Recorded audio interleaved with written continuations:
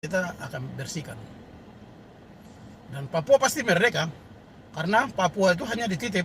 Papua statusnya dulu di non-self-governing territory, wilayah-wilayah yang belum punya pemerintahan sendiri, harus dimerdekakan dan dimasukkan di dalam daftar itu sesuai dengan Piagam PBB pasal 73, harus diberikan kemerdekaan. Dan resolusi 448 yang mensahkan Papua ke dalam daftar itu, kita tuntut dimanapun pasti kita menang. Tapi gara-gara kepentingan takut Indonesia jadi komunis, alasannya begitu. Padahal ulahnya Rockefeller saja, Amerika yang ingin kekayaan alam di Papua itu yang bikin. Nah, jadi mereka tendang Belanda keluar.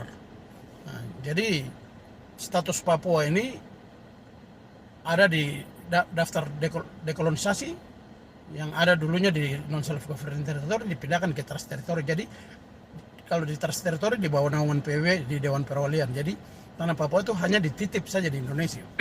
Orang Papua yang tidak tahu ini makanya berjuang jadi Yudas, dan orang Papua yang pejabat juga otak mati karena tidak tahu status ini, makanya berjuang menjalankan pemerintahan untuk Indonesia. Padahal ngapain jalankan pemerintahan itu? Mereka ambil kekayaan alam Papua mulai dari minyak, gas, tambang, hutan, kayu-kayu, hasil di laut sana, ambil untuk kepentingan mereka punya ekonomi.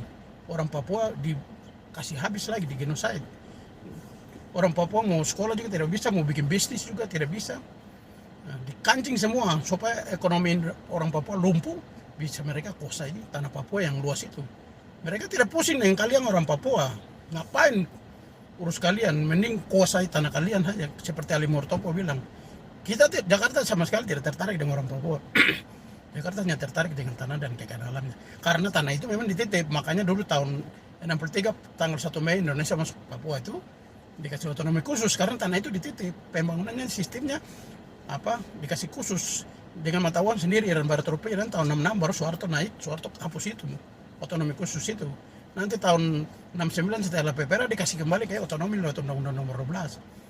Nah, jadi pencabutan otosus pertama itu lewat ketetapan MPRS nomor 21 pasal 6 tahun 66 bahwa kedudukan khusus Irian Barat ditiadakan.